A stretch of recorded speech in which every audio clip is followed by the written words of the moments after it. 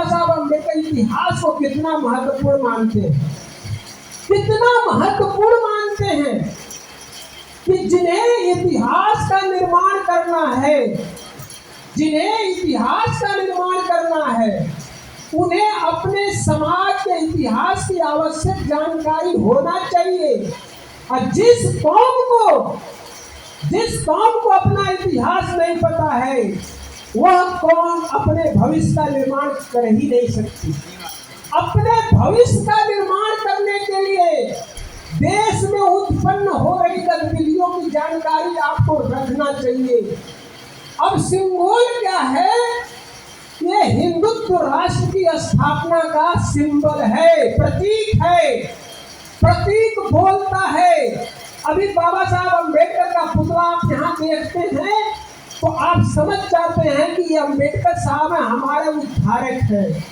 अभी बुद्ध की प्रतिमा को देखते ही आपको लगता है कि समता सुनता न्याय बंधुत्व की स्थापना करने वाले हमारे बुद्ध हैं। सिंबल को देख करके, उसके प्रतीक को देख करके आप क्या कल्पना करेंगे? को हटा दीजिए, माइक से को हटाइए।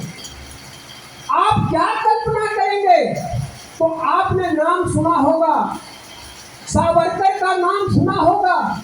सावरकर ने भारतीय राजनीति में हिंदुत्व की स्थापना की। भारतीय राजनीति में हिंदुत्व जो आया वर्ड कि हिंदुत्व के सहारे भारत को हिंदू राष्ट्र बनाया जाएगा, इसकी कल्पना यदि कोई पहली बार किया तो आदरणीय सावरकर जी ने किया। और सावरकर की जयंती पर ही नई संसद भवन का उद्घाटन हुआ और उसी में हिंदू राष्ट्र का प्रतीक लगाया गया। और जो हिंदू राष्ट्र का प्रतीक लगाया गया तो आप लोगों ने कितना विरोध किया। जब हिंदू राष्ट्र बनेगा तो आप जरा सोचिए कि उसकी कल्पना करिए कि गले में मटका आएगा, कमर में झाड़ू आएगा, बोलने पर जिह्वा काट ली जाएगी, सुनने में कान का रंगा पिला दिया जाएगा। यह है हिंदू राष्ट्र में मनुस्मृति लागू होना। इतनी बड़ी जो घटना हुई, अब घटना हुई तो आप ये सोचते हैं कि आखिर लोगों ने बोला क्यों नहीं बोला? अम्बेडकर साहब ने तो आपको दो मंत्र दिया, दो बातें बताया कि इस देश का मैंने तुमको वोट का राइट दे दिया। One man one vote, one vote one value का अधिकार दे दिया। और उन्होंने कहा कि तुम इस देश के राजनीतिक सत्ता में हुक्मरान बनना। उन्होंने ये कह दिया। और दूसरा बात उन्होंने बाबा साहब अम्बेडकर ने कहा कि तुम नीच नहीं हो, तुम अछूत नहीं हो, तुम अस्पृश्य नहीं हो, तुम दलित नहीं हो, अरे तुम तो इस देश के मूल निवासी बौद्ध हो। ये बाबा साहब अम्बेडकर ने संदेश आपको दे दिया। अब ये दो चीजों को आप किस रूप में लेते हैं? आप वोट देते हैं, आप अपने वोट की कीमत समझते हैं, लेकिन हुक्मरान नहीं बन पाते हैं। हुक्मरान बनने के लिए बाबा साहब अम्बेडकर ने अपने समय शेड्यूल कास्ट फेडरेशन चलाया। बहुजन नायक कांसी राम साहब ने पीएचडी बनाई। वो राजनीतिक आपको मार्ग दे दिया गया, अब बुद्ध धर्म का भी मार्ग दे दिया गया। लेकिन जब बाबा साहब अम्बेडकर का संविधान लागू है और आप कहते भी हैं कि भारतीय संविधान लागू है, तो हमारे हक अधिकार को कोई छीन नहीं सकता। तो ये तब नहीं छीन सकता जब आप जगे रहेंगे। जब आप सो जाएंगे तो चोर चुरा ले जाएगा सब सामान। जब आप जगे रहेंगे, पहरेदारी करेंगे, जब इतिहास जानेंगे, तभी तो इतिहास की रक्षा करेंगे। जब आप सो जाओगे, इतिहास जानोगे नहीं, तो कैसे आप इतिहास को समझोगे, कैसे इतिहास की रक्षा करेंगे? अरे व्यक्ति बलवान नहीं होता है। अगर आप ये सोचते हैं कि ये जो बाजुओं में ताकत आ जाएगी, आप मजबूत हो जाएंगे, ऐसा नहीं है। आजकल मानसिक क्रांति चल रही है, वैचारिक क्रांति चल रही है। इसलिए कहा जाता है कि दुनिया में हर लड़ाई को आप जीत सकते हैं, बशर्ते आपके अंदर मानसिक बल होना चाहिए। तो मानसिक बल के लिए आपको चिंतन होना चाहिए, जानकारी होना चाहिए। अब आपको मैंने बताया सिंबल हिंदुत्व का प्रतीक है, तो आखिर भारत के मूल निवासी, अभी एकता कश्यप गा रही थी कि बोलो मूल निवासी, और गर्व से आप कहते हैं कि हम मूल निवासी हैं। अरे जब आप मूल निवासी हो तो धार्मिक रूप से क्या हो, इस पर सोचने का काम करो। अभी सुरेश अकेला जी अपने काव्य के माध्यम से कह रहे थे कि हम लोग बौद्धिस्ट हैं, एकता कश्यप भी कहते हम बौद्धिस्ट हैं, अजीत रंगीला जी भी कहते हम बौद्धिस्ट हैं, अभी आपके संजय जी भी बोले थे हम बौद्धिस्ट हैं। लेकिन आप तो टिके हुए हैं कि हम अछूत हैं, हम अस्पृश्य हैं, हम दलित हैं, हम जो है कि मूल निवासी हैं। ये मूल निवासी कौन है? आज का मूल निवासी गुलाम बना हुआ है। आज का जो दलित है, अस्पृश्य है, अछूत है, अगर उसको पूछा जाए कि आप धार्मिक रूप से क्या है, तो धार्मिक रूप से वो अस्पृश्य है, धार्मिक रूप से चमार है, धार्मिक रूप से धोबी है, खटिक है, मुसहर है, डोम है, भरकार है, अहीर है, गडेरिया है, कुंडी है, कोयरी है। अरे तुमको कुछ बनना है, यदि संघर्ष में रहना है तो आज हिंदू मुसलमान के संघर्ष चल रहा है। अभी आपने देखा होगा कि आदरणीय प्रधानमंत्री जी जब अमेरिका की यात्रा पर थे तो वॉल ऑफ स्ट्रीट की पत्रकार आपको सबीना सिद्दीकी ने एक सवाल किया था। थोड़ा कठिन बातें मैं बोल रहा हूँ, इस सेमिनार का पैटर्न है कि इसका मतलब कि आपको इतना नॉलेज दे दिया जाए जिससे कि आप अपने घरों में जाएं तो आपका चिंतन शुरू हो जाए। एक क्वेश्चन हुआ था पूरे देश के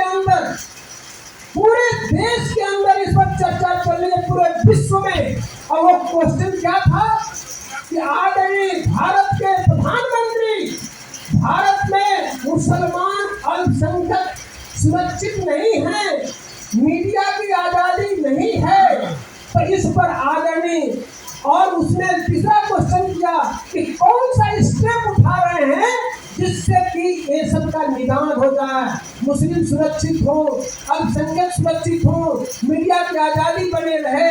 तो जानते प्रधानमंत्री ने उत्तर क्या दिया?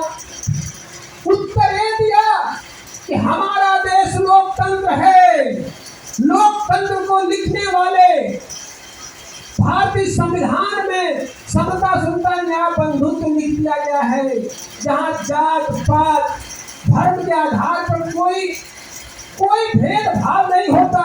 यदि वास्तव में इस देश नहीं पूरे विश्व में यदि भारत अपनी इज्जत को बचा सकता है तो उसके पास दो ही पैरामीटर है, एक भारत का लोकतंत्र और एक भारत का संविधान। ये बाबा साहब अम्बेडकर का लिखा हुआ है।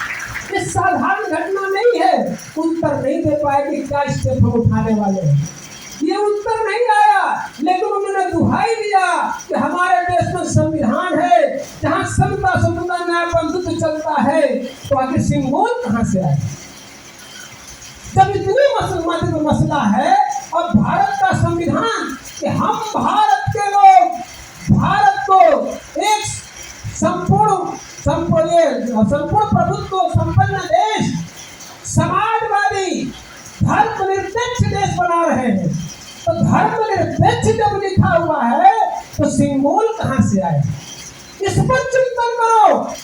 सेमिनार में जब आप आए हैं तो सोचना शुरू करो कि एक्चुअल में क्या सेमिनार होता है, क्या चर्चा होती है। जब यहाँ से घरों में जाए तो आपको दिमाग जाएगा कि मसला क्या है, ये सिंबल है क्या। फिर धर्मनिरपेक्ष देश है तो सिंबल की जरूरत क्या है? भारत का राष्ट्रीय चिन्ह सबको पता है, अशोक की लाट है, नेशनल एम्बलम जिसे अंग्रेजी में कहते हैं।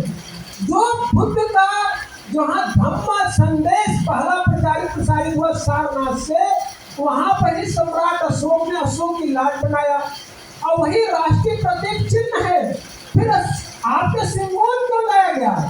पहले ही मैं बता दिया, हिंदू राष्ट्र की कल्पना को फलीभूत करने के लिए। तो फिर विरोध क्यों नहीं हुआ? क्योंकि आप हिंदू बने हुए हो। अब आप ये कहोगे मैं तो हिंदू नहीं हूं। अब ध्यान से बात सुनिएगा। अब ये इतने नॉलेजफुल बात हो रही है, ज्ञानवर्धक बातें हो रही है। अगर मेरे चेहरे पर ध्यान नहीं दिया, अगर मेरे चेहरे पर टुकुर टुकुर नहीं देखा, एक भी शब्द समझ में नहीं आएगा। किसी बात को समझने के लिए मेरे काले चेहरे पर ध्यान मत देना, बस ये देखो कि इधर से निकल क्या रहा है। अगर इस पर फोकस कर लिया, आपको एक एक बातें समझ में आ जाएगी। और ये जब आ जाएगी तो आप समझे कि हम समझते हैं कि हम मर भी जाएंगे तब भी आंदोलन को आप जिंदा रखेंगे, ये मुझे पूरा विश्वास है। अगर नहीं समझे तो व्यक्ति मरता रहेगा, आंदोलन रुक जाएगा। तो मेरे साथियों, इस बात को ध्यान में रखना। अब सवाल खड़ा हुआ कि विरोध क्यों नहीं हुआ? जब धर्मनिरपेक्ष हमारा देश है, मैं बार बार जो हिट कर रहा हूँ, बार बार जो आपको समझा रहा हूँ कि जब हमारा देश लोकतांत्रिक पद्धति पर चलता है और देश का संविधान, भारतीय संविधान बाबा साहब अम्बेडकर ने बनाया, तो सिंबल कहाँ से आया? सिंबल के 1925 जो आरएसएस ने अपना बनाया मुख्यालय नागपुर में, वहां की सोच से आते हुए 100 साल बाद सिंबल स्थापित हुआ। आपने देखा होगा नई संसद भवन का जब उद्घाटन हो रहा था, आदरणीय प्रधानमंत्री जी एकदम से साष्टांग दंडवत हो रहे थे। कोई ये आप साधारण घटना नहीं है, इसको मजाक में मत लेना। वो एक संस्कृति को सलाम किए, एक संस्कृति के प्रति श्रद्धा का भाव है। यदि वो संस्कृति आ गई तो तेरा विनाश तय है। आप जो कहते हैं बोल 85 तो बोलता है कि मूल निवासी, तो ये मूल निवासी है क्या? जब ये मूल निवासी हिंदू बने हुए हैं तो सिंबल की स्थापना होना ही होना है। विरोध कैसे करोगे? मुसलमान बोलेगा तो 17 करोड़ आबादी है। अब आपकी औकात कितनी है उसमें हम भी आते हैं।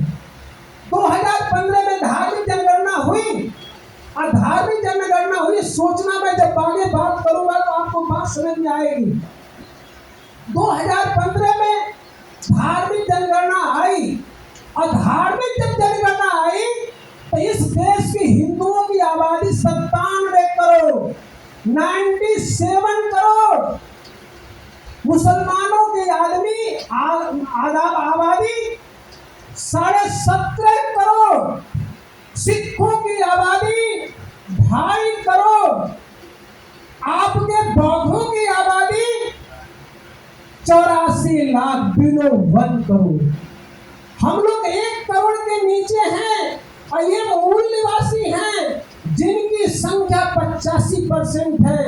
अगर 135 करोड़ की आबादी आज के डेट के अंदर है, उसका 85% मान लीजिए लगभग हम लोग 100 करोड़ की आबादी है। लेकिन ये 100 करोड़ में 2 करोड़ को निकाल दो और 15% उनको निकाल दो, तो हम लोग जो मूल निवासी हैं 15% तो हिंदू बने रहेंगे, तो 15 करोड़ उनको निकाल दो, तो आप 85 करोड़ लोग क्या बने हो? हिंदू बने हुए हैं। हिंदू जब तक बने हुए हो, सिंबल की स्थापना होती रहेगी, अब तुम टुकुर टुकुर लाचार बेबस की तरफ देखते रहोगे। यदि चाहते हो, यदि तुम्हारे अंदर ऊर्जा है, वो चाहते हो कि भारतीय संविधान कभी खतरे में ना आवे, तो इन मूल निवासियों को क्या करना है और क्या हो रहा है? अब आप ये कहेंगे हम शासक हो जाएंगे तो हम बदल देंगे। आपको यही सोच रहे होंगे, अरे क्या करें, अब शासक हो जाएंगे तो बदल देंगे। तो मैं गिना रहा हूं शासक कौन कौन लोग हैं। आपके तेलंगाना के आदरणीय केसीआर जी बैकवर्ड क्लास के हैं, मूल निवासी हैं, धार्मिक रूप से क्या है? हिंदू हैं। ध्यान देना, क्यों मसला गड़बड़ाया हुआ है? धार्मिक रूप से हिंदू हैं, तेलंगाना का मैंने गिना दिया। अब मैं गिना रहा हूं आंध्र प्रदेश का। आंध्र प्रदेश का जेएस रेड्डी।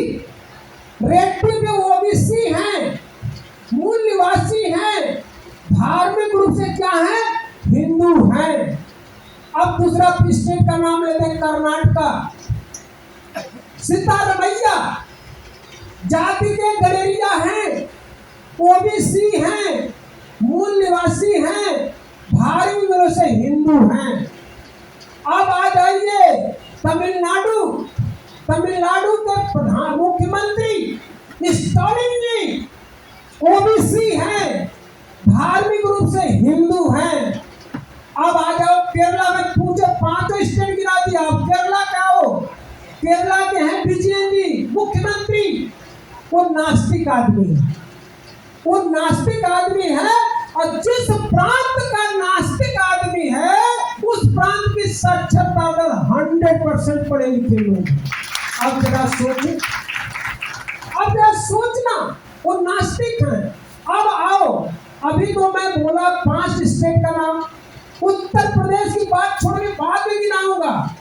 अभी मैं आ रहा हूं ओबीसी पर मुख्यमंत्री शासन करते ना, कि शासन सत्ता आ जाएगी तो हम अपना सिंबल को बदल देंगे, अपने संविधान को रक्षा करेंगे।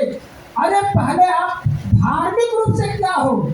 अब आओ मुख्यमंत्री बिहार नीतीश कुमार, जात के कुर्मी, धार्मिक रूप से हिंदू। आगड़ी बघेला जी जो छत्तीसगढ़ के मुख्यमंत्री हैं और आप ओबीसी हैं, धार्मिक रूप से हिंदू हैं। अब आओ झारखंड, शिबू सोरेन जात के हैं, शेड्यूल ट्राइब, लेकिन धार्मिक रूप से हिंदू हैं। जब तक तुम हिंदू बन के आंदोलन चलाते रहोगे तुम्हारा आंदोलन कामयाब नहीं होगा, क्योंकि तुमने सिंबल को इसलिए विरोध नहीं, किसी ने विरोध नहीं किया, किसी ने नहीं किया। किस मुंह से करते? जब धार्मिक रूप से जब हिंदू ही हो तो भला एक हिंदू दूसरे हिंदू का विरोध क्यों करेगा, कैसे करेगा? मुंह पर जूता नहीं मारा जाएगा? अरे तुम भी हिंदू, हिंदू राष्ट्र ने भी हमें सिंबल अगर स्थापित किया है तो तुम्हें बुरा क्यों लग रहा है? तो जब तक आप हिंदू बने रहेंगे भारतीय संविधान पर खतरा मंडराता रहेगा। आपको लगेगा, आपको महसूस होगा कि बुखार खत्म हो गया, लेकिन बुखार ऊपर से उतर जाने का मसला नहीं है। बुखार तो एक बीमारी का संकेत होता है। वो जो है आपका टाइफाइड भी हो सकता है, कैंसर भी हो सकता है, टीबी भी हो सकता है। अरे पूरे देश में भारतीय संविधान को बचाने की और शासन सत्ता को अपने हाथ में लेने की और बुद्ध अम्बेडकर फूले साहू की विचारधारा को स्थापित करने के लिए तुम्हें गर्व से कहना पड़ेगा कि हम मूल निवासी बौद्ध हैं, तभी बाबा साहब अम्बेडकर के सिद्धांत की परिकल्पना पूरी होगी। अब आप एक क्वेश्चन करेंगे, अभी तो आपने अभी 5-7 चीफ मिनिस्टर का नाम बनाया जो सिटिंग है, जो वर्तमान में है। आखिर ये लोग नहीं बोले तो हम क्या करें? और ये क्वेश्चन और मन में हो रहा होगा तो आपका क्वेश्चन हम ही हल कर देते हैं।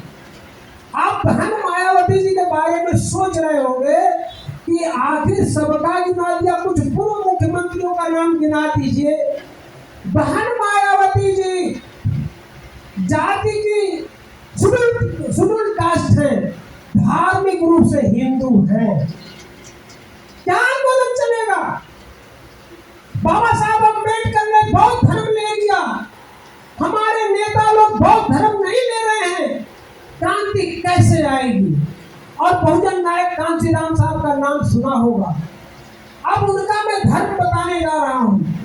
बहुजन नायक मानव कांशीराम साहब ने मई 2002 में और मार्च 2002 में घोषणा किया था नागपुर में कि हमारा आंदोलन बौद्ध में भारत बनाने का है। लेकिन उन्होंने कहा कि मैं बौद्ध में भारत बनाऊंगा, जो बाबा साहब अम्बेडकर का सपना था। तब उन्होंने एक संकल्प लिया, एक रास्ता बताया, रणनीति भी बताया और रास्ता भी बताया। तो उन्होंने रणनीति क्या बताया और रास्ता क्या बताया और दर्शन क्या बताया। उन्होंने कहा कि राज बिना धर्म नहीं और धर्म बिना राज नहीं। जिसकी राज सत्ता होती है उसी की धर्म सत्ता होती है और जिसकी धर्म सत्ता होती है उसी की राज सत्ता होती है। तब उन्होंने एक एग्जाम्पल दिया, उदाहरण दिया कि जब सम्राट अशोक का शासनकाल था तो बौद्ध धर्म फला फूला। जब हर्षवर्धन का शासनकाल था तो बौद्ध धर्म फला फूला। जब कनिष्क का शासनकाल था तो बौद्ध धर्म फला फूला। जब मेरी शासन सत्ता उत्तर प्रदेश में पूरे भारतवर्ष में आएगी तो बौद्ध भारत को बौद्ध राष्ट्र बना देंगे, भारत को बौद्धमय बना देंगे। लेकिन आपने सुना क्या होगा? उन्होंने डेट फिक्स किया था, तिथि फिक्स किया था 14 अक्टूबर 2006। और 14 अक्टूबर 2006 क्यों हुआ था कि बाबा साहब अम्बेडकर ने 14 अक्टूबर 1956